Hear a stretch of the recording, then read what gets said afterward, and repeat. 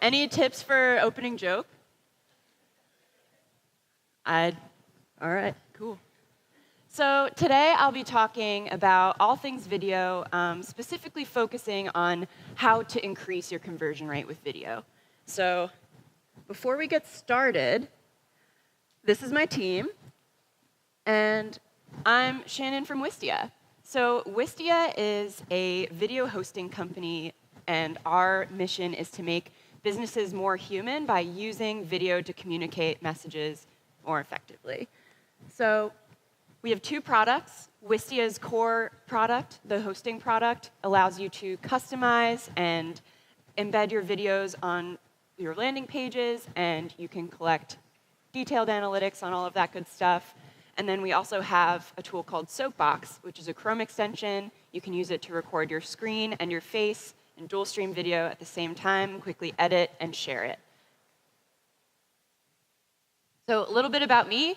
At Wistia, I work with tons of different companies of all sizes, helping them with their video strategy, helping them determine what types of videos to make, what are the best metrics to use to measure, that kind of thing.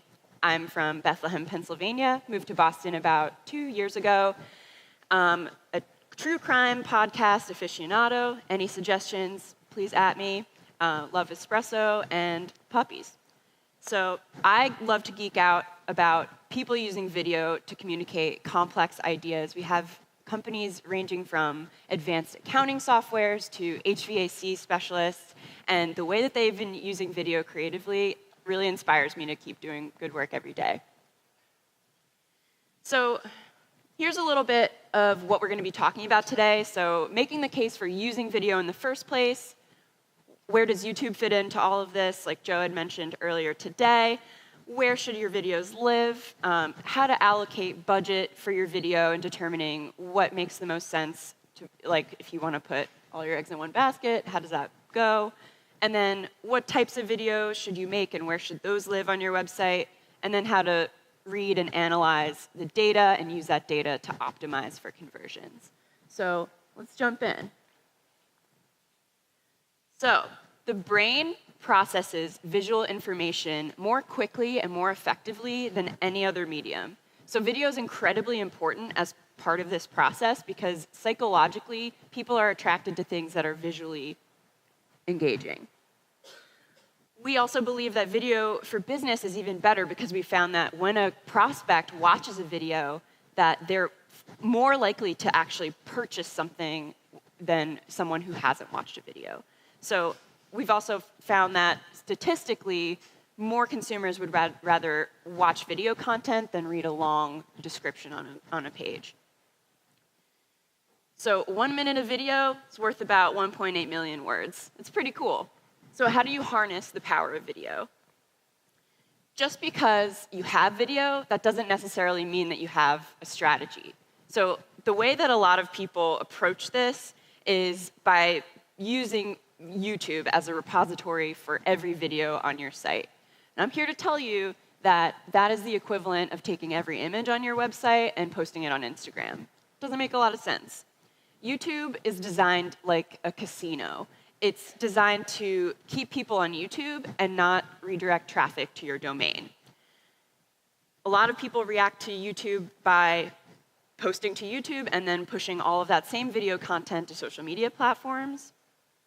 And you would think that YouTube would actually help you with your SEO, when in fact, even though it's owned by Google, all of the SEO benefits when you host a video on YouTube don't accrue back to your domain, they accrue back to YouTube's domain. YouTube's goal is to get advertising revenue and to also keep people, it's like a casino. You want people to stay, you want people to keep consuming content. So that's not super targeted for a marketing use case. Video is also super commoditized on YouTube. So you have to figure out who your prospects are, what types of video that they're watching on YouTube, and how to target them. So for example, Nike is a great use case for a marketing strategy that uses YouTube because they can target very high-level metrics, say women 18 to 25 in the Los Angeles area who are interested in athletics. That's an easy win for Nike, But if you're, again, selling advanced accounting software, you're getting a lot of impressions and you're paying for those impressions, but you're not being as targeted as you could be. So YouTube is great for finding things, but not so great for your marketing strategy. What do all these platforms have in common? A lot of entrances here. All of these are now video platforms as of today, and it's estimated from a statistic from Cisco is that 80% of all web traffic by 2020 is going to be video. It's hard to keep people's attention when you have video on YouTube. You have about 5 seconds to make an impression and get people to stick to what you're actually showing them. And with social, skipping is actually built in. You have about 1 second to have an interesting thumbnail or frame to keep people's attention and keep them focused on what you're showing them. Something else to think about when you're using multiple platforms to host videos is that a video view on YouTube and on Facebook are completely different. So when you're comparing metrics, you need to make sure that you're comparing apples to apples and not apples to oranges, because I think the difference between 30 seconds of engagement on a video and 3 seconds is very, very different. So most people are accessing video and content on mobile. So you have to make sure that your videos are mobily optimized, because people are busy, they are bored, their attention span is that of a goldfish. You need to be able to use your videos and use the data from your videos to keep iterating on your strategy. Something that I get asked a lot is, how much money should I be spending on my videos? And should I make one gigantic video that uses my entire budget? Or do I make 5 videos with a lower production quality and that are, you're going to get more data from those? I'm a huge proponent of more is better. When you're continuously posting content and you are gaining traction from your audience, not only can you get more data, but you're also creating a community where people can comment and engage around your content. So again, somebody always asks me, how much do we spend on video production? So it would depend on the audience size that you're trying to reach. So if you're trying to reach your entire target market, you definitely would want to spend a ton of money and use that big produced video. That said, to start, you definitely want to target a specific buyer persona or a specific fraction of your leads, and then start there. So that's what I would recommend. And also, don't put all your eggs in one basket. Make many videos. Use the people in your offices, as you don't need to pay an actor to be in a video. There's so many resources at your fingertips that you can use. So a lot of people also ask me, where do I host my video? And I'm here to tell you that it depends. So if you're looking to build subscribers and that kind of thing, and you're selling like B2C, YouTube is a great solution. However, a paid solution that is Wistia or something else is going to give you much more data and will engage in the entirety of your marketing process. So we at Wistia, we don't have a video strategy. We have a marketing strategy, and video is just a part of that. So there's typically 3 types of videos that you would be making when you're using video for marketing. So culture videos, trying to explain who you are, why you're doing what you're doing. Product videos that explain what it is that you're selling, and then learning videos, which are great for top-of-funnel conversions. So let's look at an example of a culture video.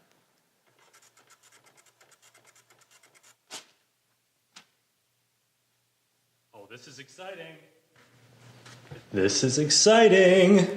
Somebody wants to get in touch. What, aren't y'all excited?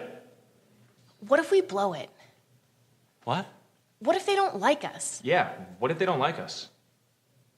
It's not gonna happen. You. Who are you? Fernando Silva, What are you passionate about? video marketing and analytics. You. Shannon Cassidy. What are you passionate about? Video content that's indexed back to your domain. You. Fire Chic. I love the Wistia HubSpot integration. What about you? Aaron Damsek, better click-through rates on email. Alex Schofield, actionable analytics. Erica Gordon, flexible APIs. Peter Von Richard, changing the player color. Daniel Alexander, using video for sales. Taylor Brennan, captions. Lexi Jen Andrea, calls to action. And I'm Jonah Silberg, and I love replacing a video without any downtime or having to change the embed. We're the Wistia sales team, and we're passionate about helping people succeed with video. So sit tight, we'll be in touch soon. Get ready for the best gosh darn call you're gonna have all week. Cool. So for all you Mighty Ducks fans, that's what we put on our page, our Get in Touch page. So just adding a little bit of delight in a process that every company has, some kind of Get in Touch form. This is an easy way to be the opener for your relationship with a new customer or prospect. Here's an example of a great product video that we put out, and this is the kind of video that it's evergreen, it's always going to be on your website, so you can continuously iterate on the analytics that you're getting from this video. Meet the Wistia Player, the fastest, most customizable player available on the web. We built our player to be lightweight, so it always loads quickly. With HLS adaptive streaming, the player will automatically display the best quality stream a viewer's internet connection can handle. No buffering allowed. With speed and quality controls, viewers can speed up a video to consume longer content quicker, or adjust video playback quality all the way up to 4K. Videos on Wistia will play back seamlessly on any device, anywhere in the world. The player is totally responsive, so no matter how people resize the window, it'll always look great. This means that Wistia videos will work perfectly with responsive page design without any additional work. Whether you're watching on desktop or mobile, the Wistia player keeps the focus on your video. The Wistia player can be customized to perfectly complement your brand and your site. Change the player color, add or remove player controls, even add marketing tools like email collectors right within your video. Wistia lets you add in-player social sharing buttons. Customize social sharing options to define the copy and the URL you want users to share, as well as which social networks you want to use. With Wistia, it's easy to add closed captioning to your video. The player works with screen readers and voiceover software, making it accessible to a wider audience. So that, my friends, is the Wistia player, and this is Smooth Jenny signing off.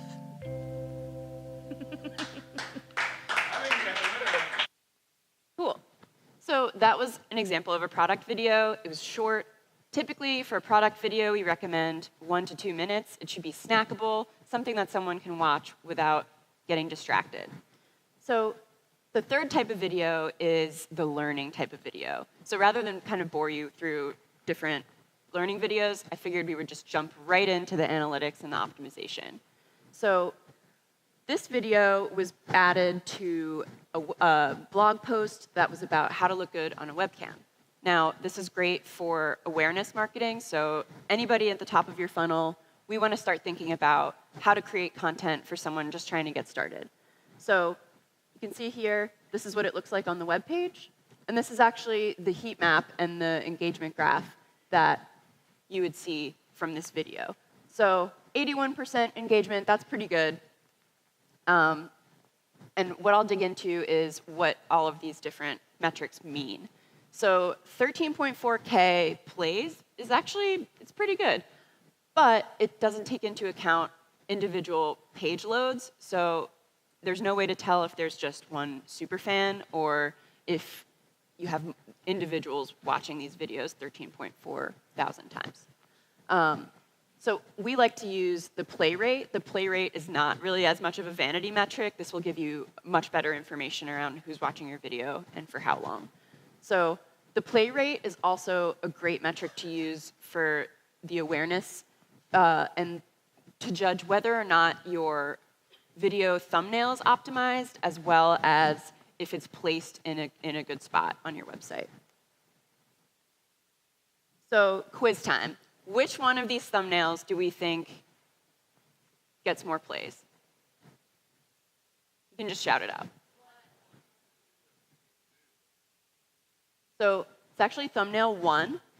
And we found statistically that people are more engaged with videos that have smiling faces and waving people in them. It's psychology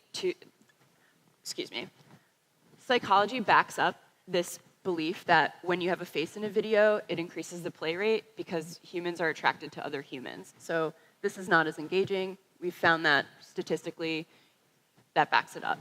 So think of your thumbnails like film posters. You want to advertise what it is that you're talking about, but at the same time, keep it exciting and engaging. Once you get that click, you've succeeded.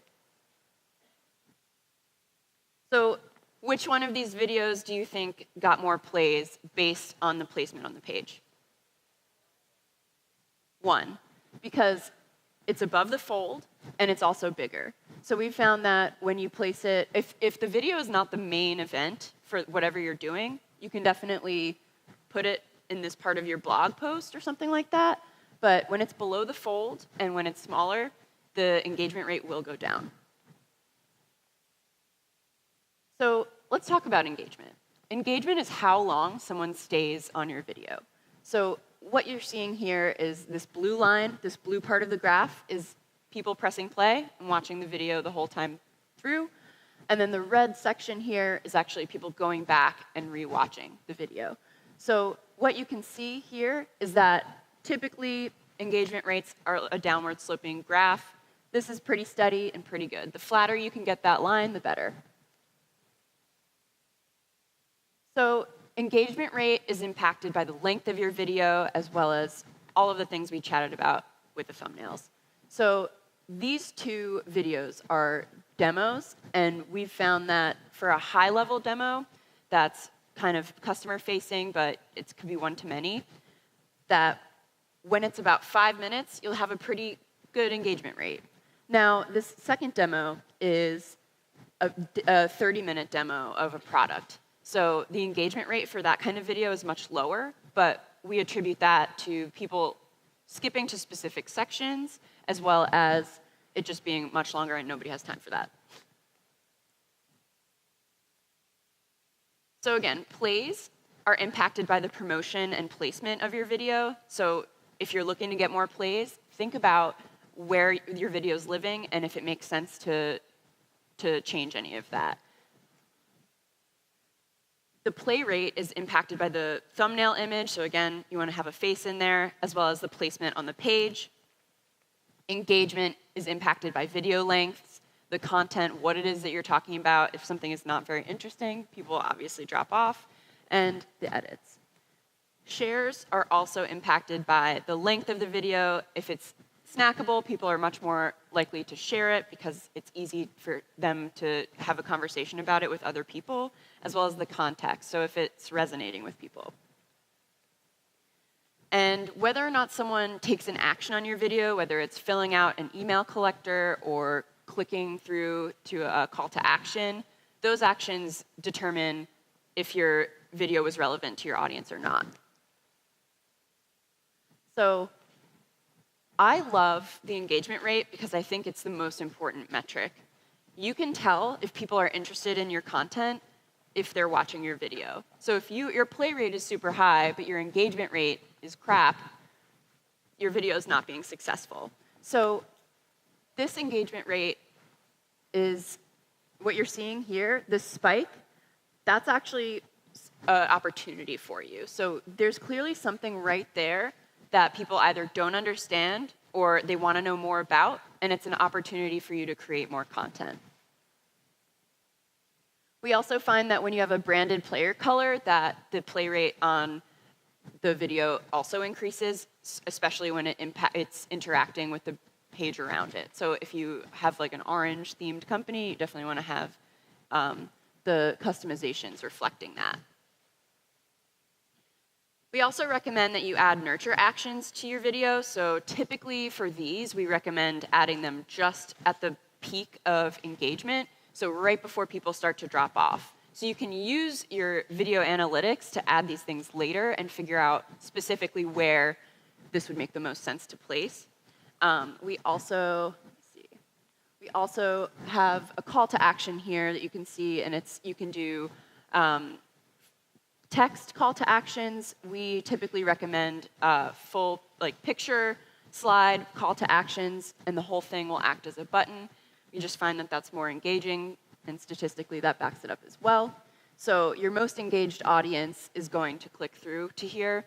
Now, typically what we've seen is that if you add a call to action right before your video ends, you'll have a higher click-through rate, simply because your audience is smart and they know when your video is ending, when the animations are winding down, and when the music is slowing down. So it's good to get people right before they leave. So call to action conversion rate is also directly correlated with how long your video is. So we've found that if you add a call to action in the first 30 to 60 seconds, probably have pretty good luck getting people to click on it. We also see that a typical click-through rate is 1.3%, but when you add the word click to it, it increases by 202%. So in the following chart, you'll see the differences in conversion rates depending on the verbiage that you use. So you just have to be very mindful of what you're asking of your audience and keep in mind that you don't want to be a slimy marketer. So the buy factor here is much lower. Definitely recommend, if you're interested in more of these types of metrics, checking out our blog, because we have a ton of research that we've done on this. We've done it on 5,000 videos and over 1 billion plays, so we definitely have some experience with what works best.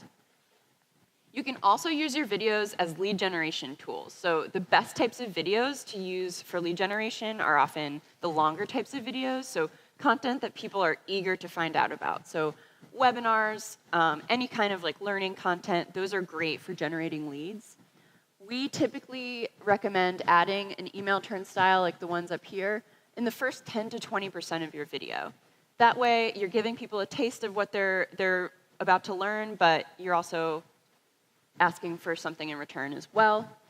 We also like to follow up with an offer. The send me a coupon or send me a t-shirt call to action is a lot more effective than just asking for something.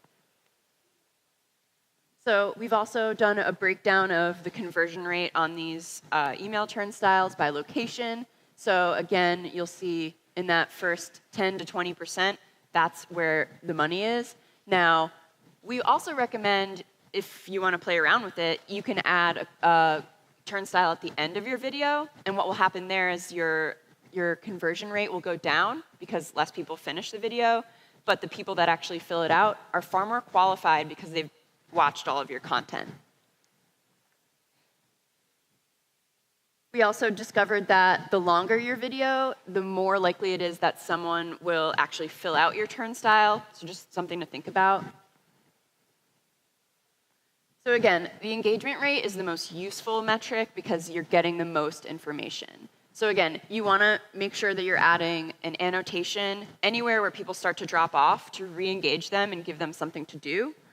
We recommend creating spin-off content or using your re-engagement as an opportunity to re-examine what it is that you're saying. We also recommend, again, adding an email turnstile.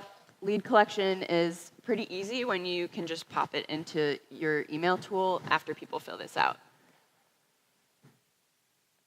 We also highly, highly recommend that you optimize your videos for accessibility.